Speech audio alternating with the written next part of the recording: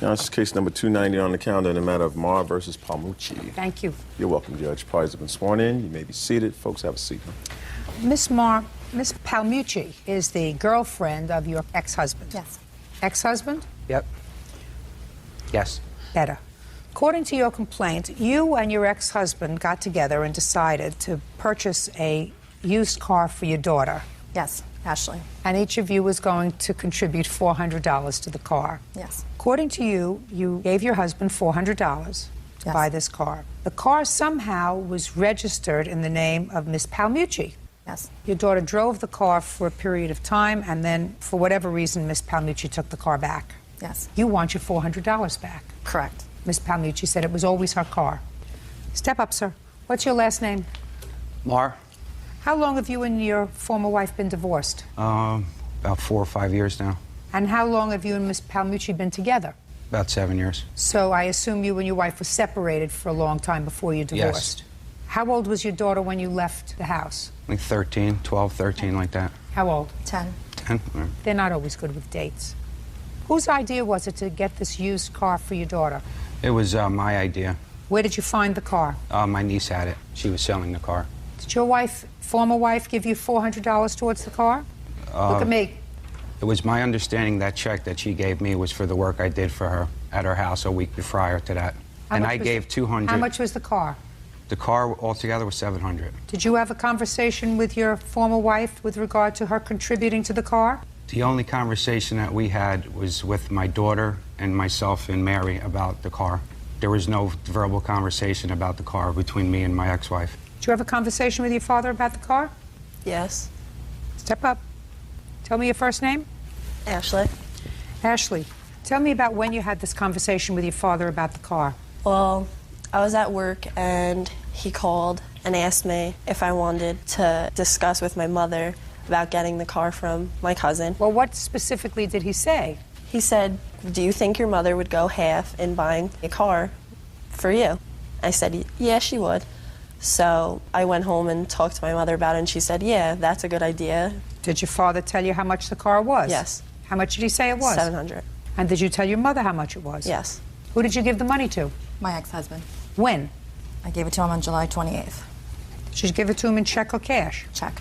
How much did you give him? $400. Why did you give him $400? Because I was told that the car was $800, and later on, after I had paid it, my daughter had said it was only $700. Did you originally tell your mother it was $800? I think I might have. What date did you get the car? July 31st. July 30th. And when was the car taken back from you? It's August 21st. Mr. Marr, you did have a discussion with your daughter about her mother going half for the car, unless you're calling your daughter a liar. Are you calling your daughter a liar? Me and Ashley discussed it. We didn't discuss anything with my ex-wife. Are you telling me that you didn't say to your daughter you think your mom would go half with me on a used car for you? No, it didn't take place, that conversation. Really? Yep. Tell me the work that you did for your ex-wife that you thought she was paying you for. I put a liner in the pool and a skimmer also. Did you arrive at a price with her? No, it wasn't. We didn't compromise the price. Well, how much did you spend for the liner? I didn't spend for anything. She bought the liner and I put it in. I installed it and the skimmer. How long did it take you? Half a day, about 4 or 5 hours. So what you're telling me, Mr. Marr, is you want me to believe, sir, that you thought that this $400 was your labor in putting in the half a day? Yeah, that I paid my brother-in-law with the other $200. Exactly. Really? Yeah. Even though you had not come up with an amount with your wife for what the job was going to be?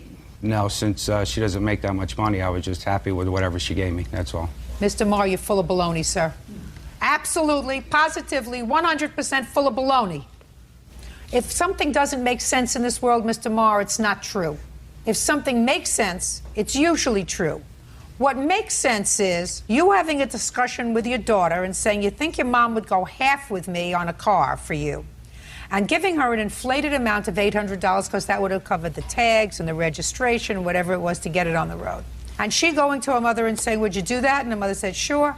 And her mother hands you a check for $400. You don't even ask what it's for. You ask, don't know. It's for the swimming pool. It's for the liner. It's for the work. It's for the, I don't know what this for. Thank you very much for the check. Then you register the car in your girlfriend's name. What happens to her $400 when you take back the car? I didn't register the car. She registered the car. Right, because I wrote out the check for the $700, which I have, and I paid for everything else, including the insurance. He can't register. Then you got it, Miss Palmucci. He scammed you out of $400. Who scammed me at a He did. Really? Yeah, he did. Okay. Because he got paid $400. So if you wrote out the entire check of $700 plus putting tags and registration on the car, then your boyfriend scammed you out of $400 because he got half of it from his ex-wife, which was supposed to pay Either for way, the car. the money comes out of a joint checking account, which him and I have. So he didn't scam me out of anything, so that's also where the check is deposited. Yeah. Into the account that we both have. Let me see everything, please. I want to see all the paperwork, please. Going to resolve this right away. Judge Judy continues in a moment. These two people decided to buy her a car. He's afraid to tell you that. The conversation between him... Try not to speak over me. You will not be successful. Certificate of title all mangled. She attempted to take it from my house and tore it in doing that. Where's the car now? In my driveway. Who drives it? Nobody right now. Why not? It's not registered, insured. Does it still drive? Yeah, Yeah, there's nothing wrong with it. Oh, good. You want to give him $350 for this car? Sure. Yes. Good, because that's all they paid for. They said they paid In addition to the $700. insurance, the registration, the title, the amount that I had to have it towed in order to get the vehicle back. Shouldn't have done that. Because Well, you didn't get the the only whole other story. choice that I was given by the police department Listen was to that I me. should file You a didn't get complaint the of whole theft. story, madam. The whole story was these two people have a child together. They decided to buy her a car. He's afraid to tell you that. The conversation between him... Try not to speak over me. You will not be successful. You got yourself in the middle of it, and you shouldn't have. But she's going to give you $350. You get the other $400 from him, because that's what she paid him for the car, and you're going to sign over the title to her right now. I can't sign the title until after the other case goes to court. What other case? There's another case that's going to court on the 14th of November. For what? Her claim against him for assault. Her claim against him for Yes, assault. here's the paperwork. You want to see that Can I too? see it, please?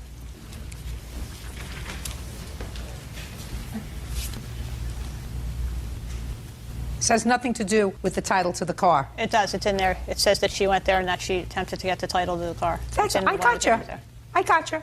We'll give you a copy of this tape. You take it, you show it, and you indicate to the judge who hears that case, if a judge is going to hear that case, that you were directed to, and you have agreed and acknowledged to follow my direction. You're going to sign this over to her, and she's going to give you $350. Bird, have her sign it right now. You created a whole lot of trouble, Mr. Marr, by not being honest with the women in your life. Sign it. Tell her sign here.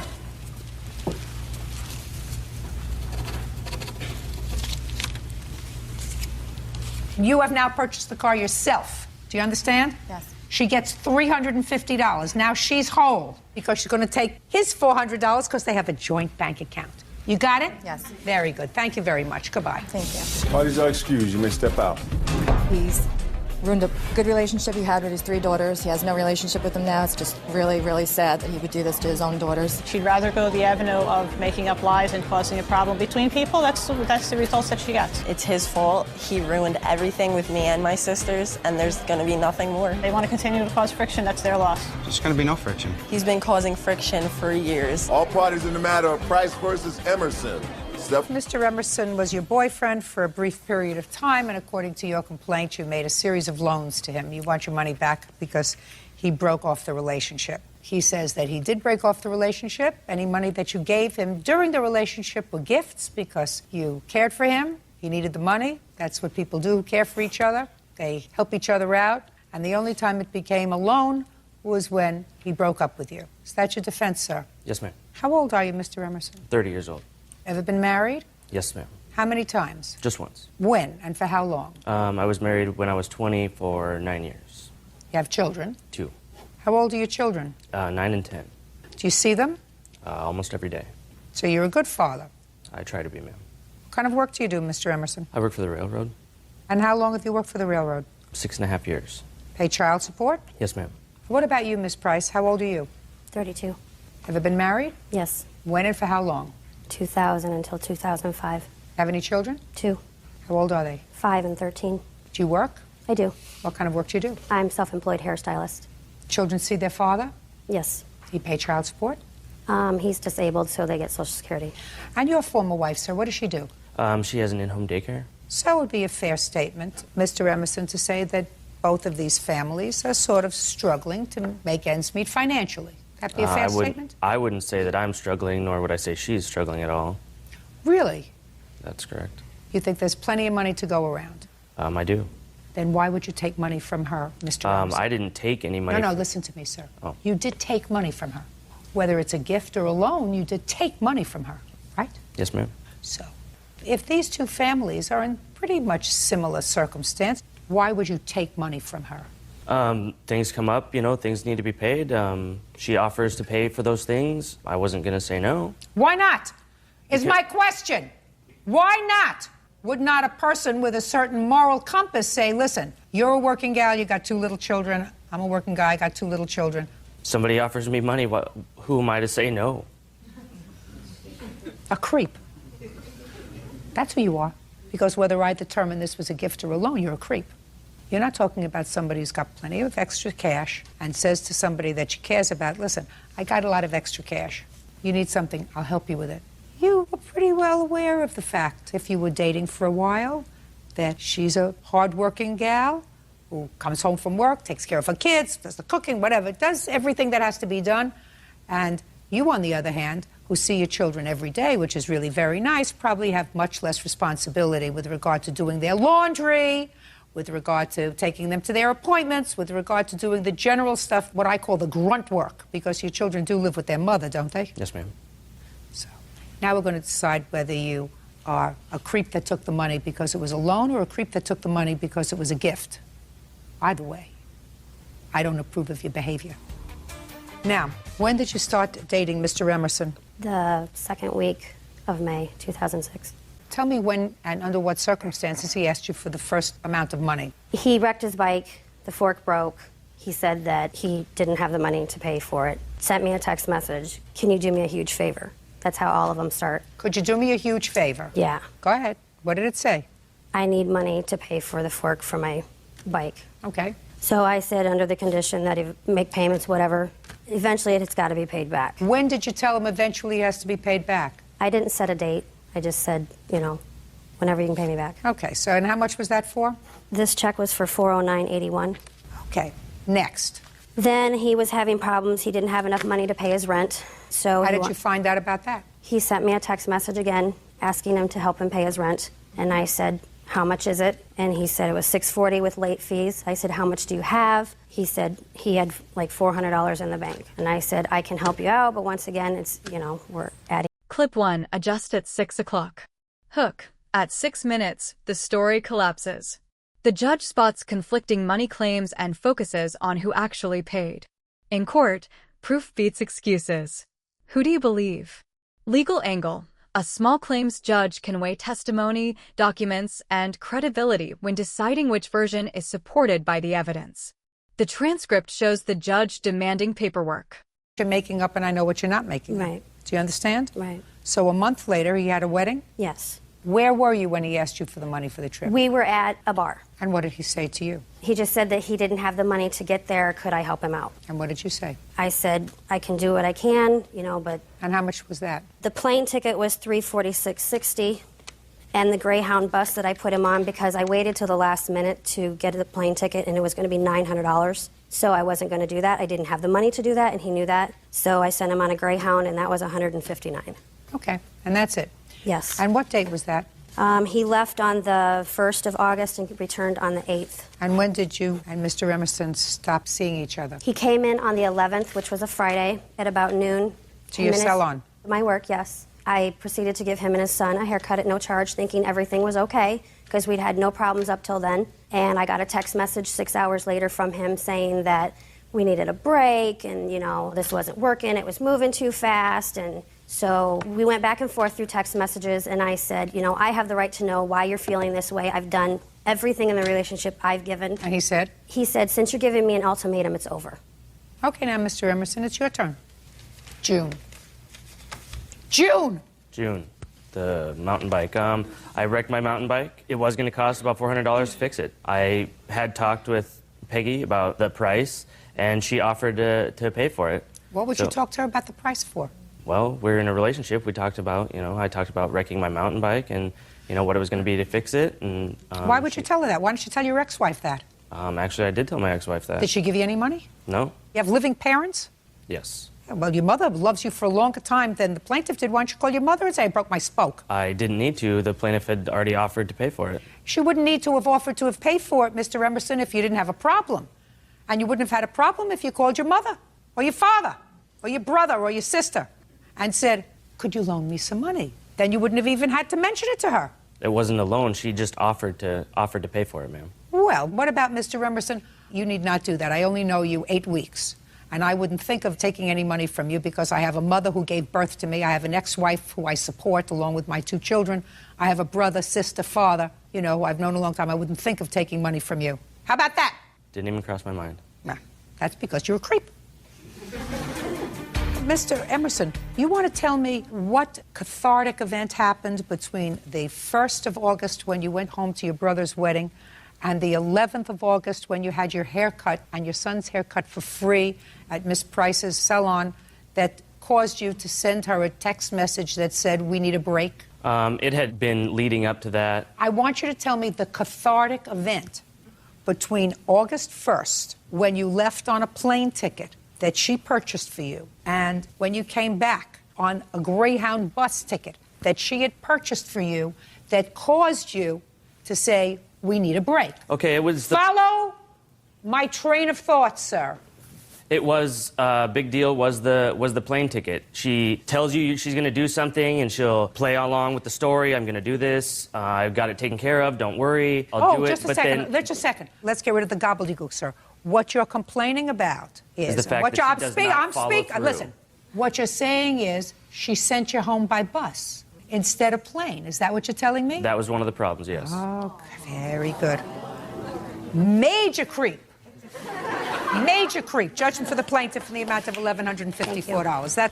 That's case number 328 on the calendar, the matter of Michael versus Bush. Thank you. Parties have been sworn in, Your Honor. You may be seated. Gentlemen, have a seat. Mr. Michael, the defendant is a friend of yours. Correct. This is the friend. His name's Peter All. And you know Peter because you have custody of his 4 children. Correct. You have custody of his 4 children because he and the mother of those children are incapacitated. They got in trouble in previous times and... With drugs. I'm not sure what legal matters, but yes, Trust me. Okay. In any event, how long have you had custody of the children? I'm starting my 5th year now. As a foster parent? Actually, as a guardian. I don't get, like, court benefits. So you support them? Yes. What do you do for a living? I'm a paramedic firefighter. How did you come to take the children? I actually knew their mom. She lived in the neighborhood, and basically we knew each other that way. And when she got in trouble, I basically said that I would take care of them until she got out of the trouble she got into. And how often does their father see them? He doesn't see them as often as I'd like him to, but he does spend some time with them. And does he give you any money for their support? Well, he's done things like he's bought shoes for them and things like that. And money for their support. Yeah, there's been a couple occasions. You know, he'll give you $50, $60 different times. And their mother? She's in Florida and haven't seen her for a few years. Well, Mr. Michael, it's interesting to know that there are still people around like you. Thank you. Anyway, Peter over here came to you and said to you that his girlfriend had a check that needed to be cashed. It was a certified check, according to you. And so, because you're a good soul, you said, well, if she's willing to wait, I'll put the money in my bank, because I don't have that much money. It was $6,000. I'll put the money in my account. When the check clears, I'll give her the money. But then somebody cried to you that they really needed the money. Who was that? Well, when they first came to me, they basically said that it was they didn't say girlfriend, boyfriend. They said that they were doing web designs together, business partners. And they basically said that they were short some cash right then. And so I said, well, I'd give them $2,500 up front. So you gave them the $2,500, and then later you gave them $3,500. After the check cleared my bank, and my bank called me and said the check had cleared, I withdrew the rest of the amount and proceeded in giving the rest of the amount to them. Who did you give it to? I had to give it to PD All because at the time I didn't have Talena's address, didn't have a number or anything, and at the bank she was the one that stated to give it to him and that she would get it. No, I never said that. Listen to me. Sorry. Don't interrupt. I'm sorry. Good. When did the bank advise you that the check was bad? It was the 31st of May. Can I see the statement, please? Yeah. There's the original check, and there's the notification from the bank.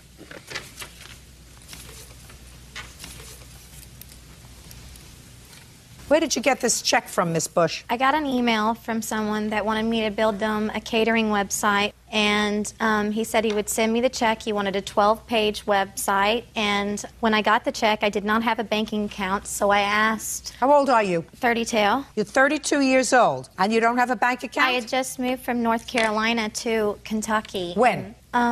Maybe 2 months before I got the check. Yes. And I didn't have Who a are you banking living account. with? I live by myself. Well, he stays with me.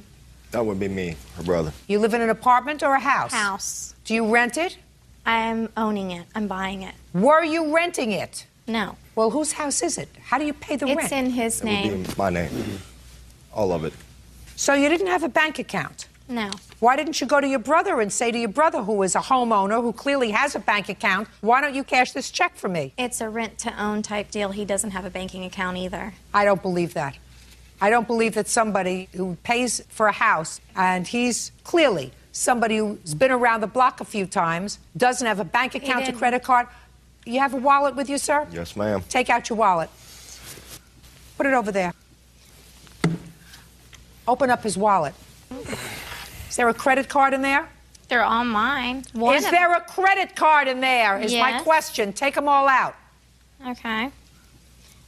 I had a bank account at one Just time. a second. Just take them out. All the credit cards. They're all not good.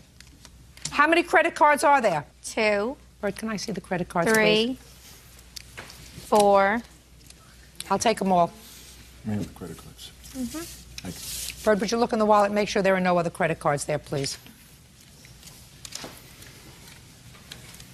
Thank you.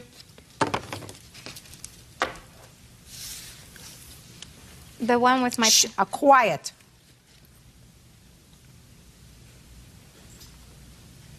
Is your name Jason? Yeah. Yes, would be the answer. Yes, ma'am.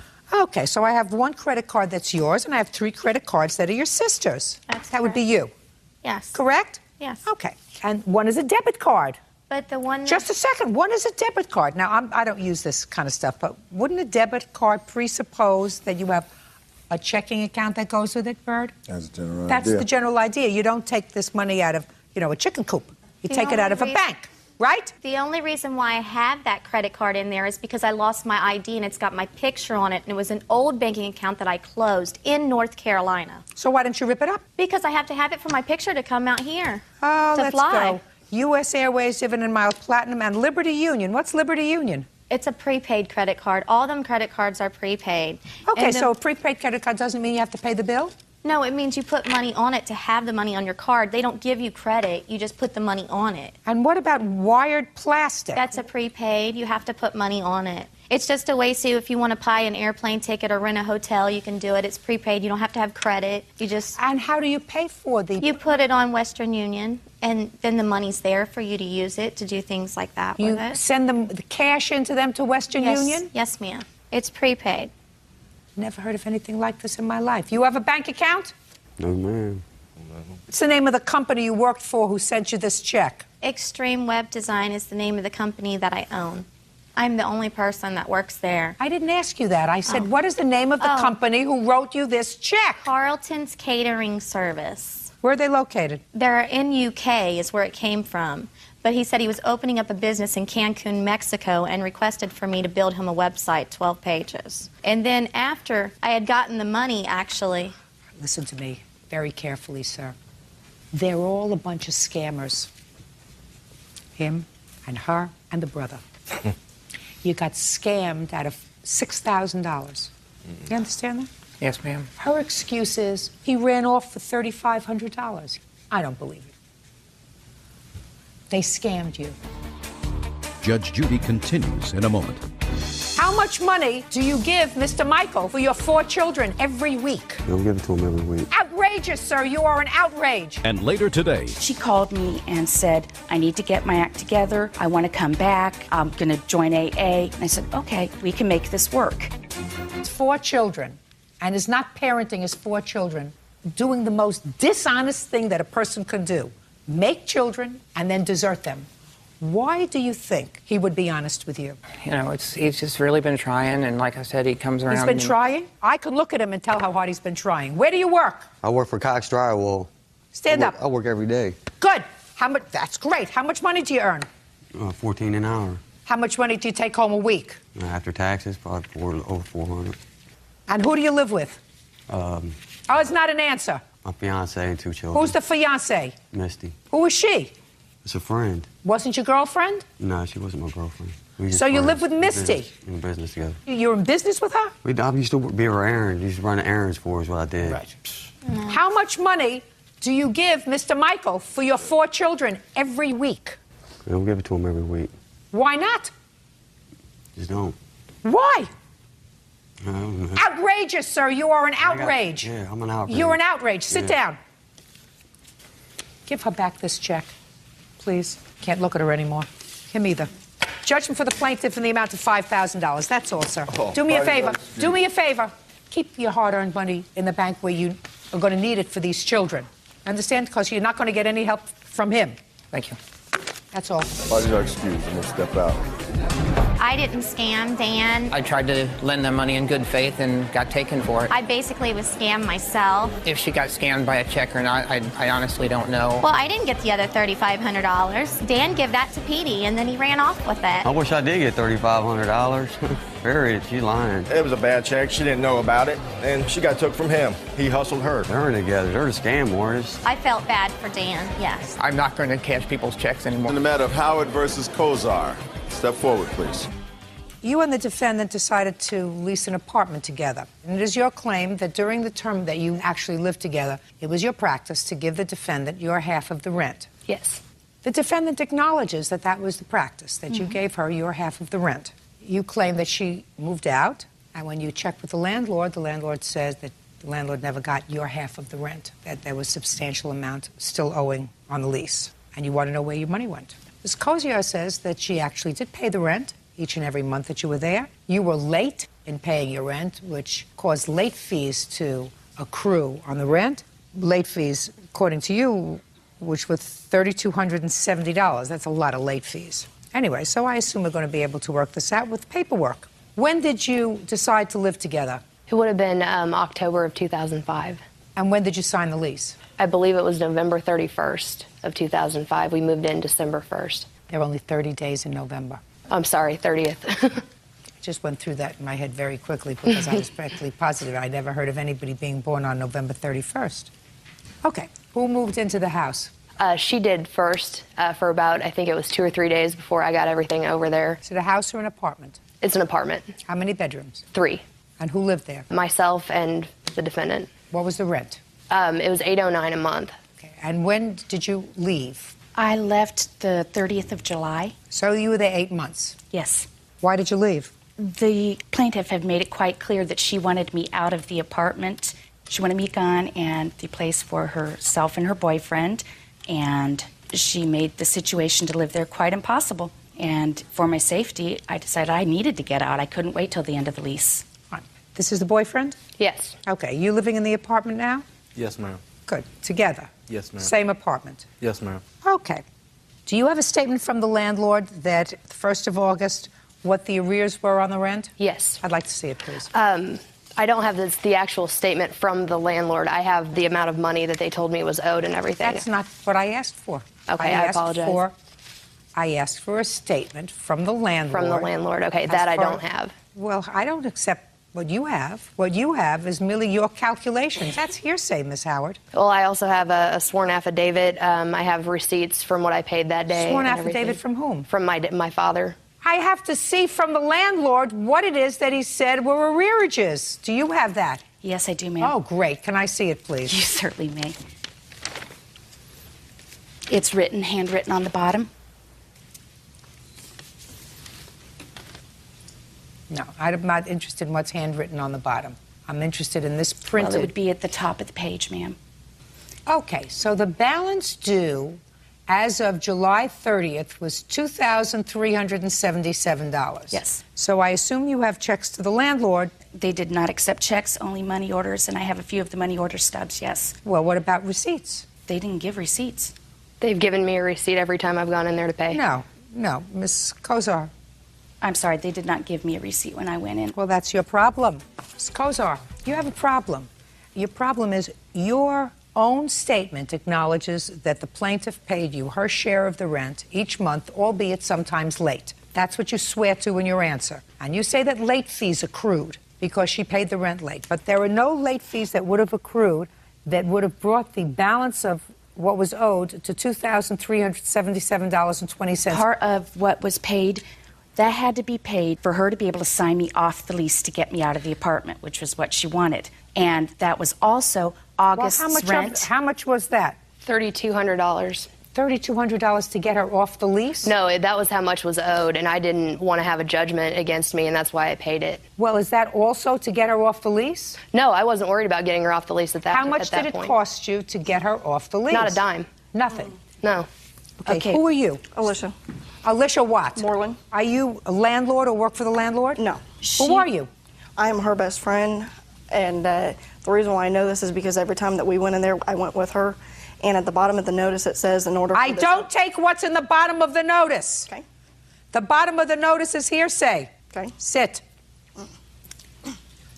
Clapperboard clip 2. Adjust at 10 o'clock. Hook. 10 minutes in, Judge Judy flips the pressure. He admits taking the money, but now calls it a gift. In U.S. civil disputes, that distinction matters. Loan or gift. Legal angle. Whether money was a loan or gift can turn on the parties' agreement and available evidence, not simply what someone claims after a breakup. But that still left me up in the air for her half. That's when the late fees, that's when the late fees started accruing. Okay. Then she called me and said, I need to get my act together. I want to come back. I'm going to join AA. And I said, okay, we can make this work. You know, and so I drove her to AA meetings and helped her work. Get on with the rent. And then it was a little bit before she got a job, and her dad paid for her expenses. But in the meantime, she may have come up with rent, but the late fees were still accruing, and I was paying her half of the utilities and taking care of her animal. And from there on, it just snowballed. Now to listen to me. I hear your side of the case, and your side of the case is pretty much what you said in the answer, which was I did an awful lot of stuff for her.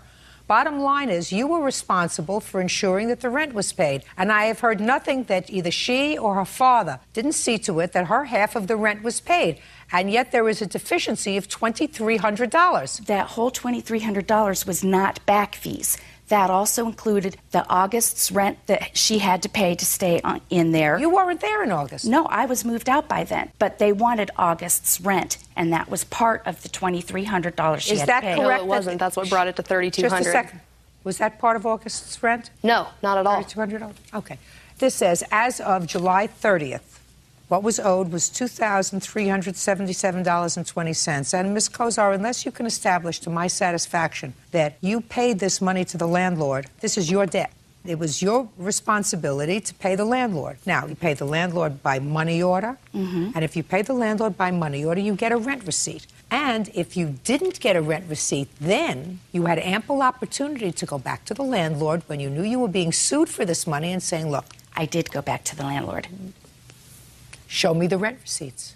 They didn't have any of the rent receipts in our file. Well, then that's not my problem, madam. That's what you have to do. How old are you? I'm 42. And you have how many children? I have 3. You have 3 children. So somebody who's 42 years old and has 3 children, when they make a business arrangement with somebody who is how old? 22. 22. You're supposed to act responsibly. And the responsible thing for you to do is keep records, keep a bank account. That's what you're supposed to do. Judging for the plaintiff in the amount of $2,377. That's all.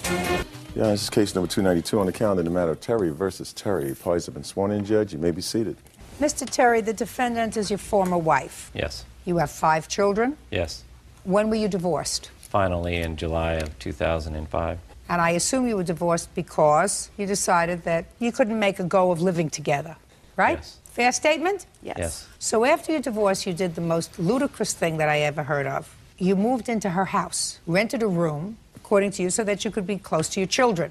Is that right? It's to help out with the children. There's 5 of them, and they're pretty overbearing sometimes. Well, that's a great idea, but if you're going to live with her, might as well be married to her. Living there under these circumstances is really ridiculous. In any event, to show you just how ridiculous, you claim that your former wife assaulted you. Yes. At a time when you were, in fact, living in the house, and you want her to pay for your medical bills, want her to compensate you for your injuries. Your former wife says you started the argument.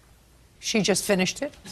And since that time, you've embarked on a campaign of harassment, and she is counterclaiming. Tell me when this incident happened, Mr. Terry. Happened February 26th of this year. And according to what I read in your complaint, you were in the house watching TV with some of the kids. Yes. What were you watching? I believe we were watching NHRA on ESPN.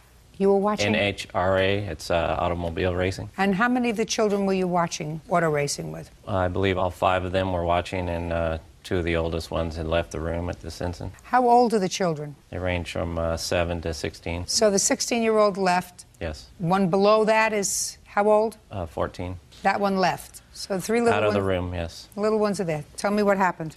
We were sitting there watching TV. She came out of her room, which is adjoining the living room, and started swearing and was upset about something, and went to the fireplace, sat down, and was smoking a cigarette. At the whole time, she was sort of cussing me out and saying how negative things were with me. Why were you angry with him? I had asked him to help do things around the house and to help with the kids instead of sitting there watching TV. That's what you do to a husband, not to a tenant. Well, he gets a big discount in rent because of his help. But he was a tenant. Correct. If you wanted to boss him around, you should have stayed married to him.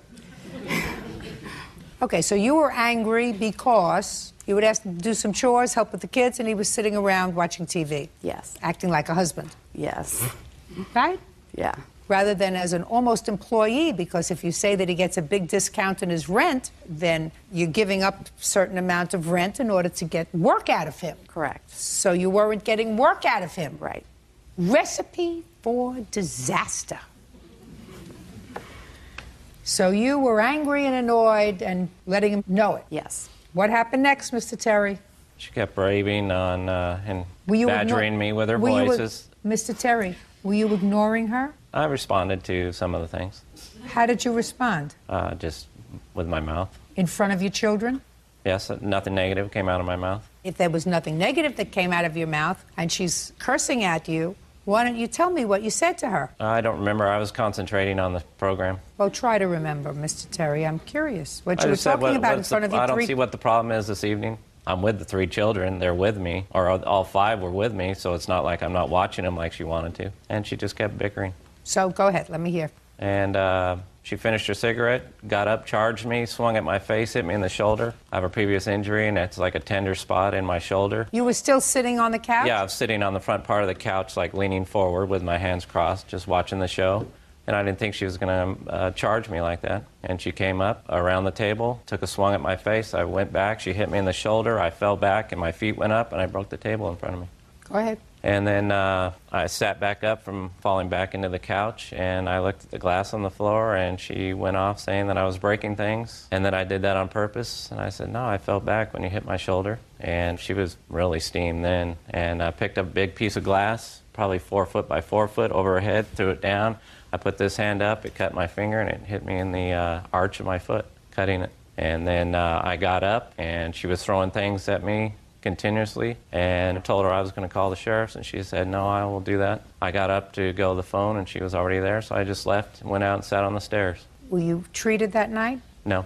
The next day? Yes. I woke up it was painful in my foot, but I thought it might subside over the night, so I went down to my room. After the sheriffs came, they took a statement from both of us, gave her a ticket for battery, and she told the sheriffs that she didn't mean to throw it at my foot. She was trying to aim for the ground. And I was outside the whole time, and the sheriffs... could you do me a favor and answer my question? Were you treated the next day? I was treated the next day, yes. Where? At San Bernardino Medical Center. Can I see the papers, please? Do you want to see the police report? Yes. There's the police report, the hospital report, off-work notice. Thank you.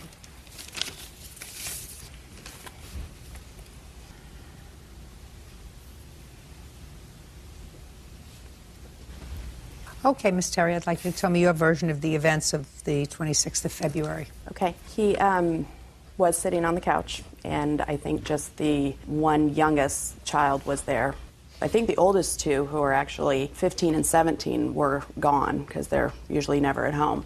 And he was sitting on the couch watching TV, and I went and stood in front of the TV and asked him if he would help me do some things around the house. This was in February, 8 months ago, so I don't remember what I needed him to do. However, when I stood in front of the TV, he told me to move my because he couldn't see the TV. And the TV is big. It's like a 52-inch TV. And so when he said that, I was furious.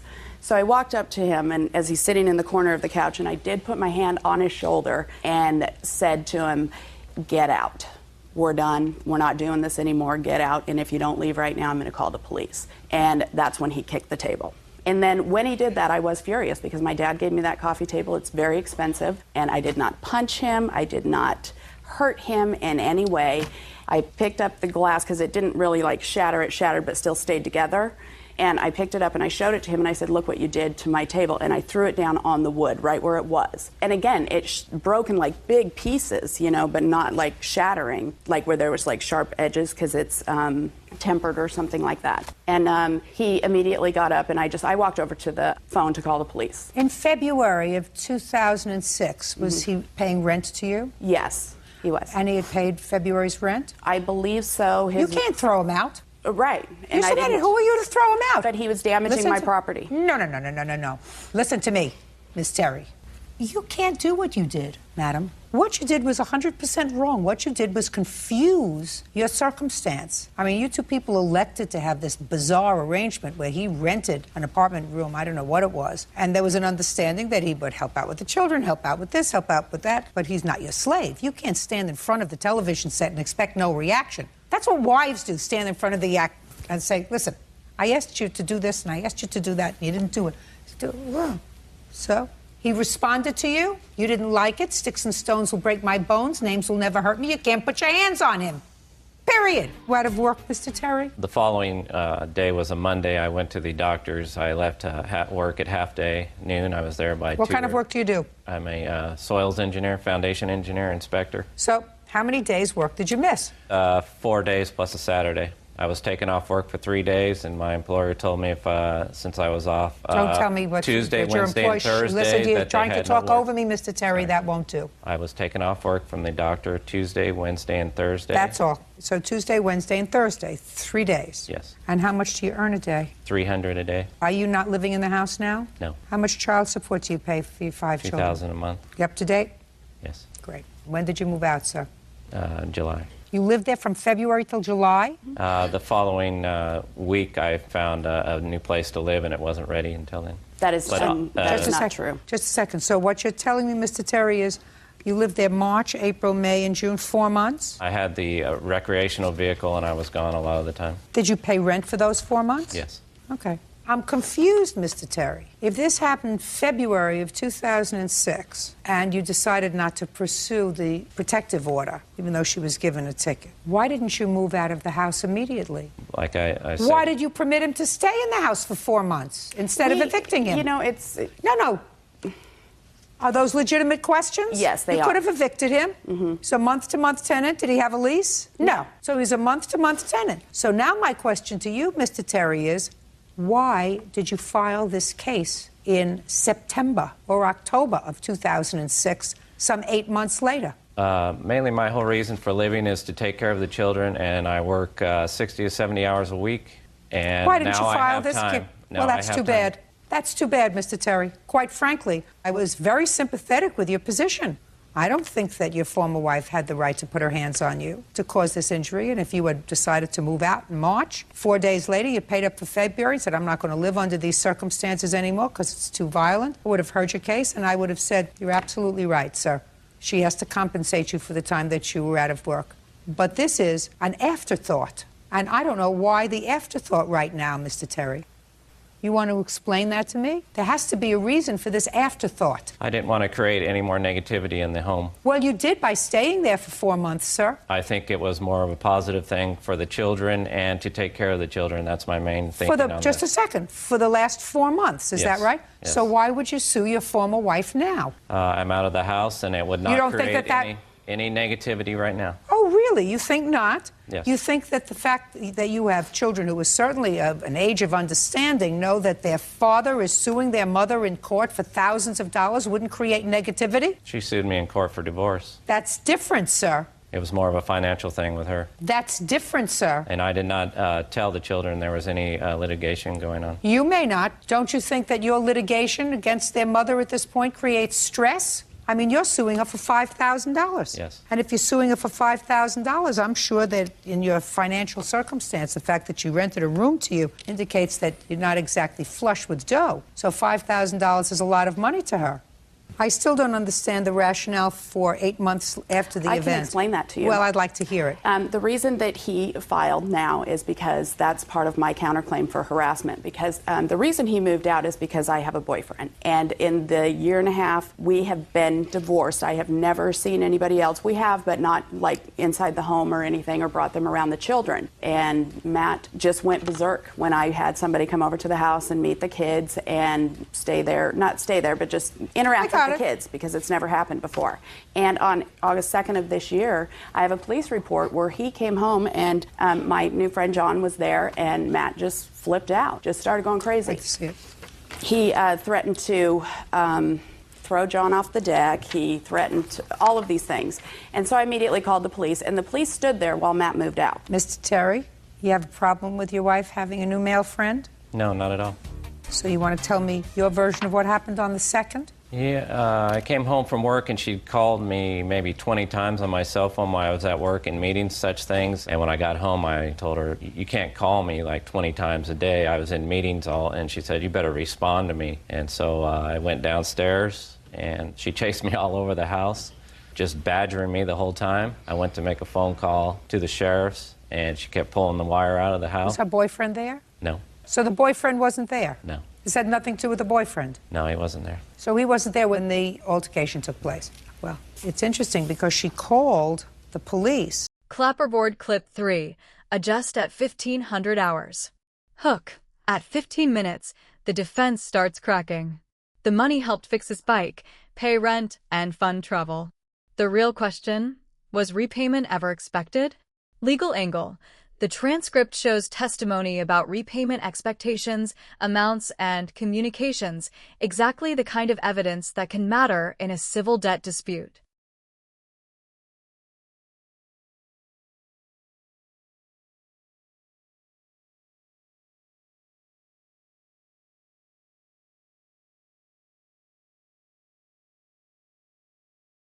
Packing his stuff and leaving, and he did make a comment to John. We were outside, you know, I just wanted him to just go, and he walked by the sliding glass door and said in front of the police, I hope you're clean because I'm calling Child Protective Services to John. I hope your record's clean. And after that, and that's where the counterclaim comes in. This is the second time in my life I've ever been to court. The only other time was divorce court, and the judge commended us on having the most friendly divorce that he had ever seen. And we've been friends this entire time. We've been great friends. We're just not good married. You weren't good living in the same place either. We were for a long time. A long time we were, until I decided to move on with my life. And that's the problem that he had, is that I guess because I married him, I'm never entitled to be happy. I don't love him like that, you know. He lives in an RV. He parks it in front of my driveway, in the street, in a cul-de-sac. He'll leave it there for 3 days. He'll start fights with the neighbors, and all of this has been since August of this year. Why, Mr. Terry? The last time I brought the RV up, she told me to bring it and bring the kids to the dental appointments, and also Kenny, my 8-year-old, has a heart condition. He has to go to echocardiogram. So I brought the vehicle up. She knew that's the only vehicle I drive. I parked it in her driveway. Yeah. Plugged into her electricity. Right. But she said you left it there 3 days. I was there for 3 days with it. Did she ask you to move it? On the third day, after I asked her what was happening with Kenny, Kenny told me that a friend of hers had choked him and thrown him down. And once I brought that up to her attention, it put her off, and she called the sheriff's. That's not true. I have 2 teenage kids that go to high school, and so my house usually has about 9 or 10 high school kids in it. Listen, you don't have to hear it. Yeah. She wants you to leave her alone.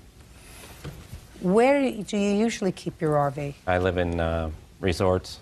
Keep it there. Keep it out of her driveway. Yes. All right, Ms. Terry, I'm not entertaining your counterclaim for harassment right now, or ever. I think that things have happened, and he's just got to get over the fact that you're moving on. Moving up, moving on, moving out. You're absolutely entitled to do that. Hopefully, and I want you to pray every night that he meets a nice young lady, because that's the way that he's going to move on. He's going to move on. He's going to take you off his plate and put somebody else on his plate. Go looking for somebody. Go to Match.com. Go someplace. Go someplace, Mr. Terry. You'll find somebody who absolutely adores you. I'm not after her at all. Good. My whole thing since the divorce was to take care of the children. That's my main thing. Listen to me. I raised them. Listen to me. My sense is that you both are trying to be reasonable parents. Yes. You're just frustrating your children in the process. And if you have occasional spats, that's unfortunate, but it's not unexpected. You're going to have occasional spats. If you didn't fight, then you would still be living together. But, Mr. Terry, there is no way that I'm awarding you $5,000 and taking that out of the mouths of your children. That's just not going to happen. You are, however, entitled to reimbursement for the 3 days that you were out of work as a result of your former wife's actions. That's $900. Did you have any unreimbursed medical bills? Yes. What were the unreimbursed medical bills? Unreimbursed. I have to pay back the insurance company, Pfizer What insurance Health, company?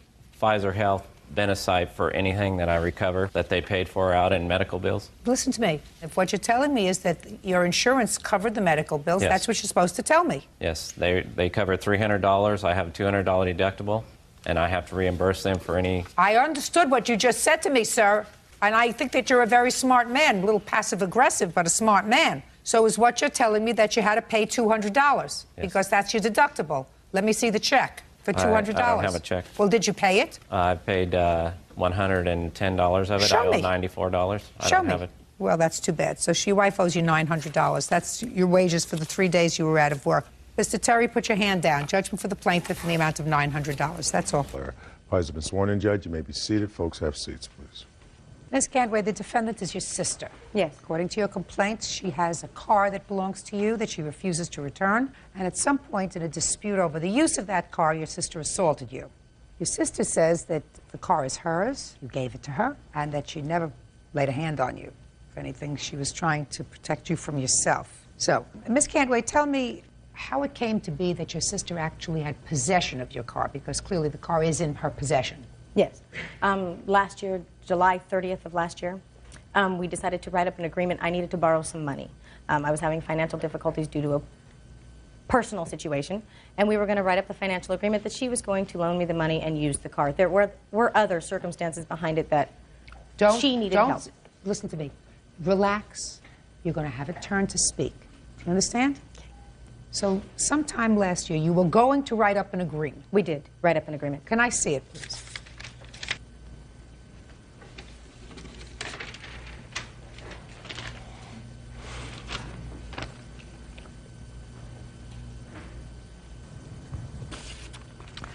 Now, when did you write up this agreement? 7/30/01. And what happened? Signed this agreement that you would let her use your 1991 Toyota Tercel and keep it as collateral for $600 loan. You say the loan never came about? No, the loan never came about. So, what happened next? Well, a couple of months went by. We had talked about it a little bit. The situation was good for her at that point because the car that she had been driving, she sold because it was unsafe. She did help me watch my kids, and it was a safe car for her to be able to drive around in. I did have another vehicle at the time. Where had you gotten this car from? My mother gave me this car. When? Back in 1995. And you had another car? At the time that my sister was using mine, yes. What kind of car did you have? 1996 Camaro. So what happened a year later? Well, we had had a few discussions about the car. She was perfectly aware of the situation, that the car was to be used by her, not owned by her. She knew. Don't tell me what she knew. Okay, well, as far as my understanding, she knew. Just don't tell me what she knew. In February of the following year, I told her that my Camaro is going to have to go. I'm filing bankruptcy. Well, something happened to the Camaro prior to them repoing it on the bankruptcy anyway, but either way, it was going to go. I told her I have to have the vehicle back. We discussed being able to work out terms of sharing the vehicle so that neither one of us would be without a car. Let me ask you this question, Ms. Cantway. There came a time when you signed over the pink slip to the car to your sister. Yeah. When was that? I think that was probably about a month later, maybe. A month later when? A month later in? From the time that we signed the agreement. So at the end of August? Yes. Now, could you explain to me why you signed over the pink slip to your Because sister? at the time, I did not have a driver's license, and in order to insure the vehicle, it was extremely expensive. The insurance What do you mean company, you didn't have a driver's license? You told me that you had a... Yeah, I had a car, but that doesn't I'm mean speaking. I drove it. You told me that you had another car that you were driving. I didn't drive it. I had another car. Why weren't you driving it? I didn't have a license. Why not? I made a mistake. Something I had to pay for. Has nothing to do with the situation of why I don't have my Tercel now. If it has anything to do with drinking, it has to do with the situation, because your sister says part of the problem was you're drinking, driving at the same time, and that the altercation that you had that resulted in you say you getting assaulted had to do with her trying to protect you and your children. So what I'm asking you is, you said you'd made a mistake that had anything to do with a DUI that you Yes, ma'am, received. it did have to do with a DUI. Okay. So at the time that you gave her the pink slip for the car, that allowed her to put the car in her name. For insurance purposes. No. No. That's prima facie evidence of a gift. If you turn over the pink slip, it says that you are now the owner of the car. I thought I was getting a loan. But you didn't get the loan. I a didn't month get later. a loan. I gave her time to give me the money. She's supposedly getting a settlement. I needed the money to pay my attorney. She never got a settlement. I never got any money. So I was without my vehicle and without a loan. So are you telling me, but for the fact that this transaction never took place, you would have sold her your car for $600? No, collateral. Well, let us say that she never gave you the money. Which never happened. You never took your collateral back because you had already I tried. Right. I tried. Okay, now let's move on. Let's move on to this assault that you allege. July 4th, my sister I knew was going to the Baptist church with my mother for the fireworks show, so I called and said that I was going to come and use the car in order to take my children to the fireworks. I received a phone call back that I am not allowed to use the car unless I ask nicely. So I drove over to the house to find out what was wrong, what was going on. We ended up getting into an argument about the agreement, about the car. She grabbed her keys, grabbed her purse, and went down the stairs to get into the vehicle. I sat in the passenger seat and I turned it off. I said, "You're going to..." No, just a minute. She ran downstairs and you followed her. I walked downstairs, followed her, yes. Go ahead. I turned off the ignition. As I did that, she reached over, grabbed my hand, scratched up my hand right here. I threw the keys out the window as kind of just a response to being grabbed. She started to claw at me.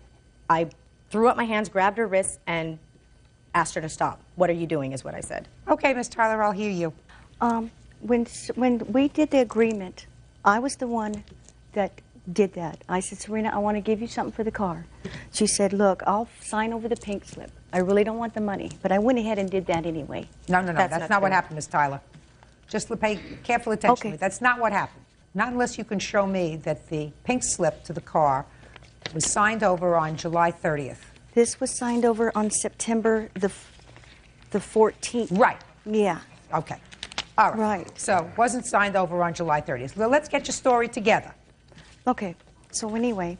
Now let's start from the beginning so that you can hopefully get your story together properly. Your best defense is the truth. I want you to understand this piece of paper. Right. You signed it. Right. This piece of paper says you're getting this car as collateral towards a loan for $600 in which I will repay her at $25 a month. That's what this says. Oh, that is not the one. I don't have a copy of that. Really? Oh, show this to her. I'm sorry. I don't. Show that to Your her, Honor. please. Do you have that? This is not the one, Serena. Oh, wait, do you have... No, I don't have a copy of this. No, do you have a copy of any agreement that you signed? No. Okay, but you never signed that? No. Good. Can I have it, please? That is the agreement, Your Honor. Okay. There is no other agreement. I don't know that at all. Go ahead. So, on September the 14th, my sister signed over the title of the car. Tell me about the conversation that you had with her. I did tell her I did want to give her some money for the car. This was before she signed this over. I said, I don't feel right about it. But she said, don't worry about it. Mom got the car for me, and it's like a family heirloom. I'm going to pass it down to you. That's not true. Okay. Can I see the pink slip? I've never called the car a family heirloom. Go ahead. So then after this, I was always driving her kids around because she had 2 DUIs.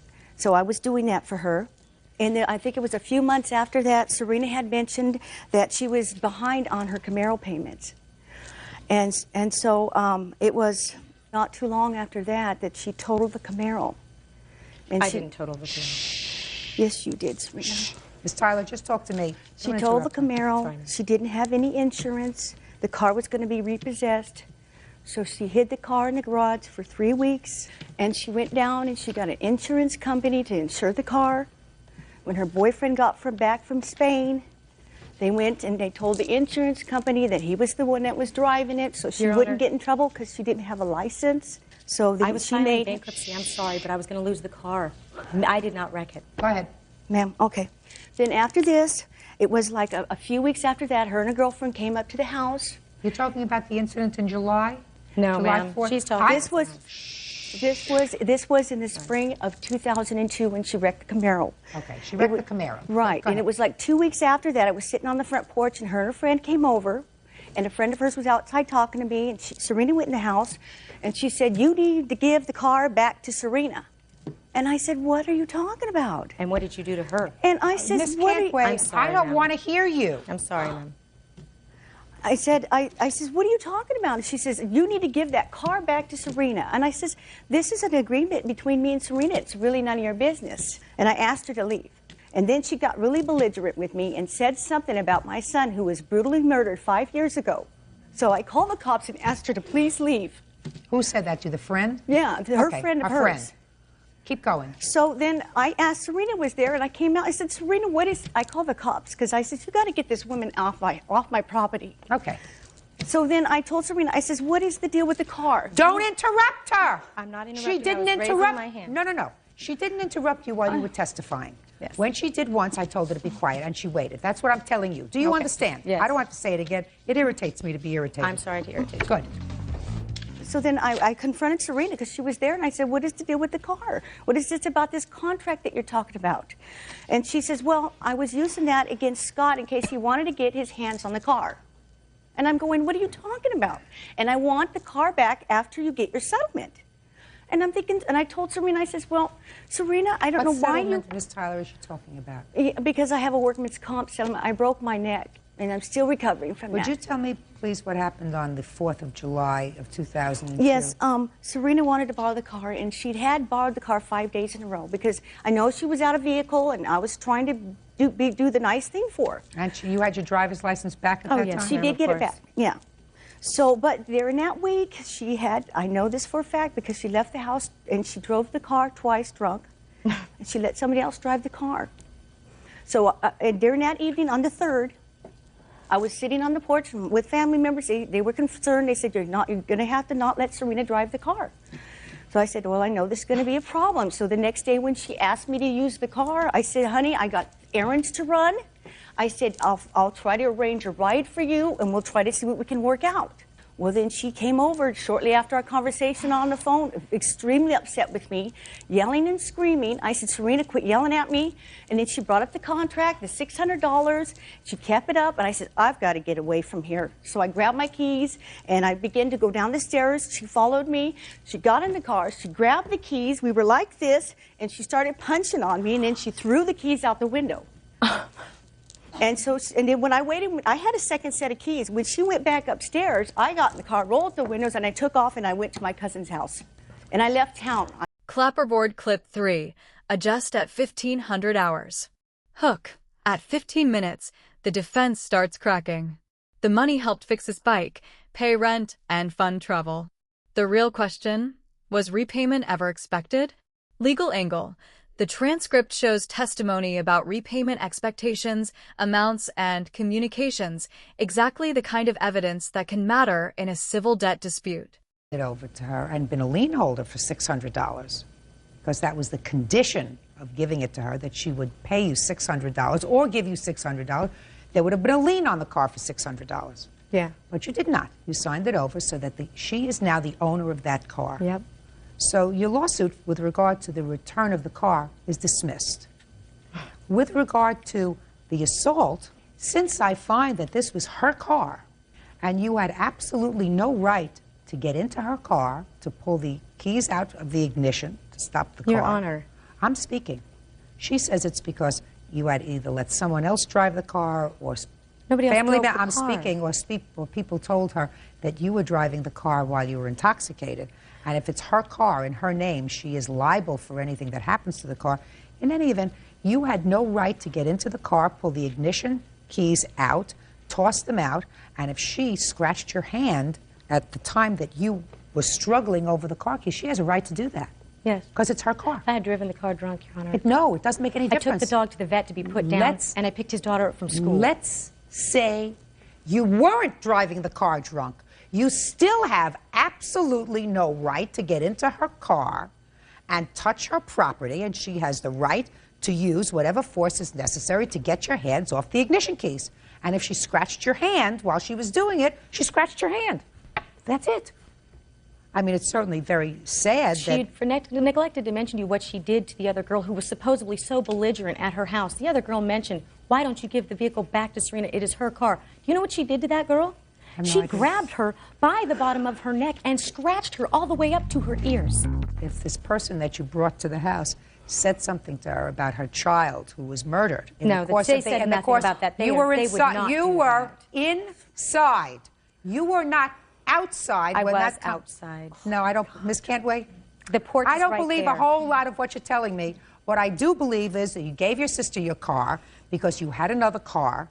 You had no use to have for this second car. You had a newer car. I wish the I was newer, that I'm rich. speaking. The newer car got repossessed. You said, I want my car back. She said, I'm not giving you your car back. She said, but I'll share it with you. I'll share it with you. You use it when you need it, and I'll use it when I need it. And then you had an argument. No. And you want a court to resolve it as a family dispute. I don't intend to do that. Case is dismissed. That's all. Party's no excuse. You're going to step out. He's got a lot of animosity to me, and it really hurts my feelings, and I wish he didn't have to come to this. I just found out the blood's not thicker than water. She was demanding and wanted it back, and it wasn't just going to work out that way for her this time. According to her, I'm the spoiled one that gets her way all the time. Well, obviously not, huh? Maybe somewhere down the road we can settle. Gary, you and the defendant have been good friends, decided to take a vacation together. According to your complaint, one of you purchased the tickets, the airline tickets, and the other one reimbursed for half. And then the agreement was that the defendant would pay you for half the hotel. You booked that on your credit card. You went away, she didn't pay, you want her half. Correct. Now, you had an agreement to pay half the hotel. Yes. You went away with her. Yes. You didn't pay half the hotel. No. You have a defense. Yes. Okay. How much is half the hotel? Her half of the hotel is $1,075.44. Okay. And can I see the documentation for that, please?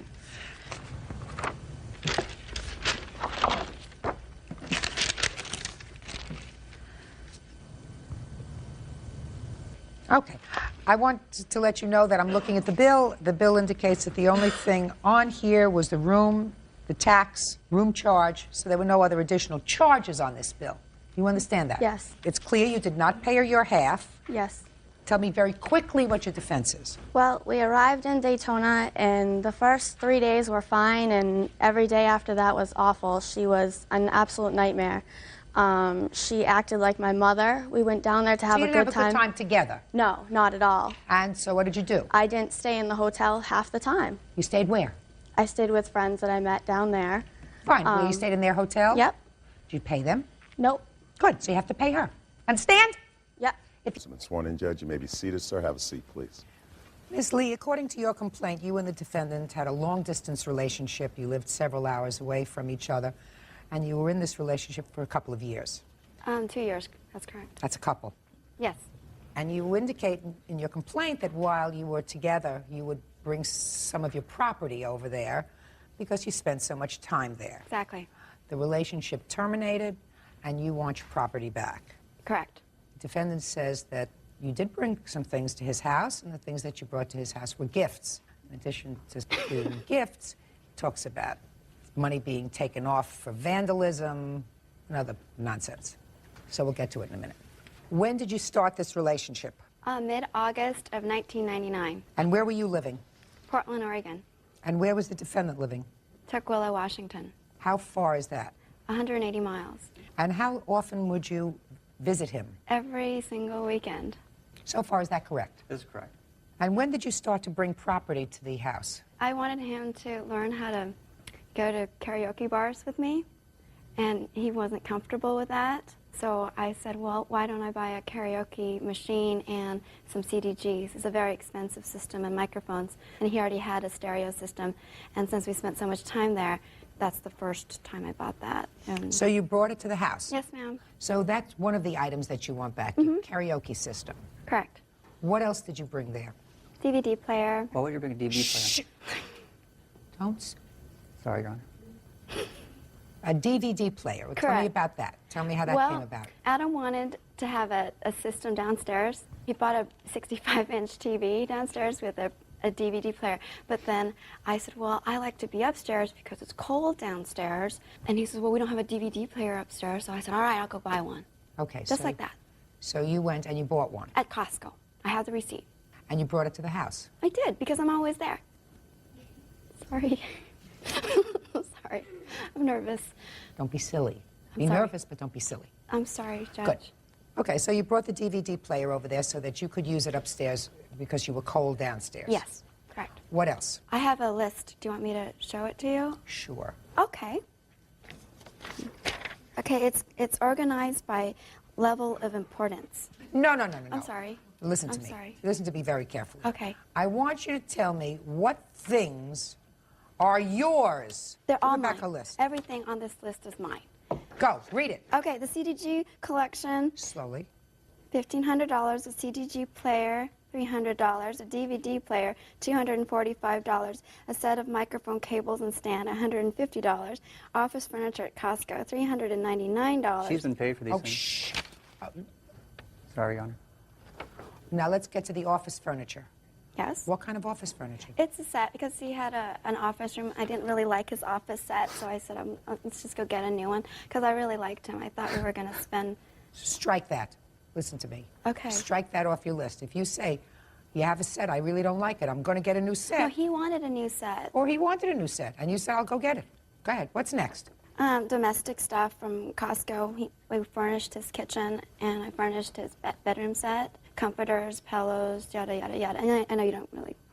And then bathroom stuff, and then I also got him a tent for his car. A what? A tent for his car, which he traded in. I'm curious, how did the tent come about? He said that he can't drive a car without a tent. Shh, please. So he wanted one, so I got it for him. Good, that's nice. That's a gift. Next. And all the other furniture that I bought was like a dry erase board, I had 5 wall frames that I bought at an auction. Well, what'd you bring them there for? Because I moved out of my condo and I didn't have room for it, and he said he'll hold it for me. Oh, really? Those things I want to hear about. What was that he said he would hold for you? Well, because I didn't have room in my... Tell me what it was that he said he would hold. It's like a dry erase board. Well, a what? The dry erase board. It's like a large one that you can like write on. It's mahogany. It's really pretty. I don't understand what that is. Did you say dry erase board? It's a dry erase board with mahogany sides. You pull it out, and you can it's a dry erase. On it. You write on it. You got that, sir? Yes, I do. But I gave her money for that, Your Honor. He decided how much he wanted to pay me. She paid $25 for it. Just a second. He gave you money for it? He says he did, but he did not give me money for it. He just says, I gave you money, and he decides what it's for. That's the way he does things. Okay. Let's deal with 2 items. All right, we'll just deal with the... Let's deal with 2 items. Okay. If you're smart, you don't bring things to somebody else's house until you got a piece of paper that says the state of, where do you come from? Washington recognizes that this person and this person are husband and wife, they live together, anything they have is joint. You want to be a fool and bring over all those things to the house? Fine. You want to be a fool and pay for the tinting on his car? Yes, ma'am. You do that. But you don't come to court then and say, listen, you have to make me whole because the relationship didn't work out. Otherwise, I would be working 24 hours a day, and I don't like to work so hard. Let's deal with the karaoke machine and the DVD player. Let me hear, sir, your rendition of the karaoke machine. Well, basically, the idea was to go half on the CDGs and things like that. But I didn't want it, I figured if we're going to break up, I don't want to have to deal with having to give it back to her, so I gave her money for these things. You did? How much money did you give her? Yes, I gave her $1,200 as payment on a lot of the things. Let's talk about specifically the karaoke machine. Okay, and the DVD player. The DVD player was actually a gift. As a matter of fact, that was a Christmas gift. But she's all about money. Basically, okay. I'm not interested in your editorial comments. Just stick to the facts. Okay. The fact is that she believes that she can throw money at something. Listen to me. That's editorial. Do you understand what editorial means? It's relevant. I want the facts. When you say to me the DVD player was a Christmas present, that is your determination of a fact. Okay, there's also then I will ask you questions about it. Right now we're on the karaoke machine. You say that you gave her $1,200 towards the karaoke machine and the other stuff that goes with it. Correct. Did he give you any money towards it? He did give me money. However, that money was for the negative equity on his car because he drove a Camaro when I first met him, and he couldn't afford it anymore. And so I bailed him out. I had a... That's incorrect, Ron. Go ahead. It was $7,000 negative equity, and he had to get rid of the car because his child support was going up. So how much did you give him? I gave him my Tercel. That's $4,500. You gave him your car. I traded in my car, and I bought a Mazda Miata. So how did he get any money? My car was the money, and I said, well, I lost my car in this trade, and he said, I would pay you $100 a month to help with your payments and stuff like that. So I took the $1,200 as part of the money for my car. Did she help you out with your negative balance on your car? Basically, she traded her car in on a deal, and I also paid money also. I don't care about what you paid also. I'm talking about what money came out of her pocket. Are you following me? Did she, in the course of your relationship, help you out by trading in her car, which cost her some money? It was also for her benefit, Your Honor. Was it for your benefit? Both, yes, Your Honor. How much benefit did you receive from it? $1,000. Did you pay her back for that? Yes, Your Honor. So you paid her back the $1,000 in addition to the $1,200 that you gave her for the karaoke machine? Based on a bet, Your Honor, yes. Excuse me? Based on a bet, Your Honor, yes, and also based on What do you vandalism. mean based on a bet? Explain that to me. She made a bet, Your Honor, that she would have a six-pack of abs in 30 days. No, I don't understand. Didn't say a word that you said, sir. She made a bet, or she made a wager that she could do something within 30 days. When she did not do it in the 30 days, she lost that particular bet. She lost that bet, and who did she make the bet with? With me. So it's not that you paid her the $1,200 No, I for did the pay her $1,200, Your Honor. So what you didn't pay her for was the $1,000 for the car. Correct, but we never agreed to pay on that. So what debt was forgiven as a result of this wager that you had? I have a list, Your Honor. Of things that were forgiven as a result of the wager? A list of things that she purchased and I've paid for either with the wager or with services or with vandalism. Tell me about the vandalism. Well, basically, she has a very, very nasty temper, and she has a problem with my past. What did she do? She put a hole in my wall. She kicked dents in my door. She put holes in my door. Now, did she do this, and after she did this, you terminated the relationship? Terminated the relationship several times, Your Honor. All right, but you didn't terminate the relationship after each of these incidents, finally. Actually, I did, and then she would always try to throw money back at me. Whatever, Yeah. sir. You didn't. She punched a hole in the wall, you had a fight, she left, then she came back. Is that right? Yes. And you took her back, right? And she continued to come on weekends. Correct. That is what we call forgiving. You forgave those things. You don't come now and say, I sort of charged it off to debts and wagers. Listen, sir, you have a DVD player in your house and a karaoke machine, is that right? Correct. Does the karaoke machine work? Yes. And all the accoutrements work? Yes. And what about the DVD player? Does it work? Yes, Your Honor. Good. Pack it all up, because she's getting it back. Not all this other nonsense. But this she's getting back, because if you have a relationship that doesn't work out, clearly the karaoke machine you say you paid for, I don't believe you paid for it. What about the damages, Your Honor? I don't have a counterclaim for damages, sir. You never filed a claim against her for damages, did you? No, I didn't have a chance to, Your Honor. Well, chance, that's what we're here for. I don't have a claim. The karaoke machine you said you paid for, and then the negative equity in the car you didn't pay for, but then there was a wager, and she said, if I can spin around 4 times with a banana on my nose, then I will pay for it. Whatever the bet was. She lost the bet, so you said, that's baloney. Okay. Relationship is terminated. You have to do the right thing. The right thing is, if she invested a lot of money in electrical equipment for your house. The DVD player was a gift, Your Honor. Does it sound familiar to you that she said, let's put one upstairs because it's too cold downstairs? Not exactly, Your Honor, no. Well, what exactly? You said not exactly. Was that a no or a yes? Well, she told me that I could forget about paying for that because she had done something in the relationship and she wanted to stay. She said, you can forget about paying for it because Right. I did something wrong. Correct. A minute ago, you told me it was a Christmas present. Well, on top of that, Your Honor. Well, a minute ago, you told me it was a Christmas present. Yes, Your Honor. You see, when you lie, sir, what happens is you usually Your trip Honor. over your tongue eventually, you know? Eventually. You're giving back the DVD player and the karaoke machine. They're going back within 5 days. Pack them up. She will pay for shipping, correct? Yes, ma'am. Perfect. Court will prepare an order. Good luck to you both. Goodbye. Parties in the matter of Bacamino versus... According to your complaint, you were a guest at a motel that was run by or owned by the defendant. You left. You evidently signed a credit card for your stay. When you got your credit card bill in the mail, you noticed that there was an additional charge. You called up to find out what the additional charge was, and what were you told? They said I stole a bedspread, a round bedspread. Okay, and how much did they charge you for the round bedspread? It was $80. It's not the money. It was just the principle that I would not steal something. Absolutely. So what did you do when you saw the charge? Well, first of all, this is my boyfriend of 3 years, was our anniversary, and just for the fun of it, as a novelty, we went to this hotel that had a round bed and a jacuzzi, and he was surprised. I mean, I did it as a surprise for him. He didn't know. And it's, you know, it's for 3 hours and it's $75, and you go in and just use the jacuzzi, and then after we left, I didn't find out till a month later that they also charged me $80. For the bedspread. Right. So what did you do when you found out about this $80 charge? Yep, I called them and I asked them what's this extra $80 charge, because it did not say on my charge card statement. And it was the woman in charge at the time, or I guess the lady who runs the desk. And she said, oh, it must have been a mistake, and that, you know, she was going to look into it for me, and then they would credit my card back. She told me to call back in 2 days, which I did, and she didn't have an answer for me. And then I called back again, and then she said, well, the manager, his name was Eric Gale, said that I had stolen the round bedspread. Okay. What date did you go to the motel? It was May 30th. May 30th of last year.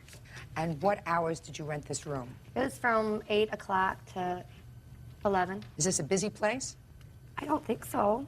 It's a fun place. This is not. No, but is it a busy place? A five-star motel or anything like No, that. I don't mean that. I didn't ask if it was a five-star motel. You know, I asked you if it was it's just a busy. When you novelty got thing. there, there might have been other cars. Well, there might have been. I didn't really notice. You didn't notice. Okay, Mr. Gala, Yes, Your Honor. let me hear you, sir. Well, the clerk that she had mentioned that she called when she was disputing her charge explained to me that she was told to check with who she had stayed with.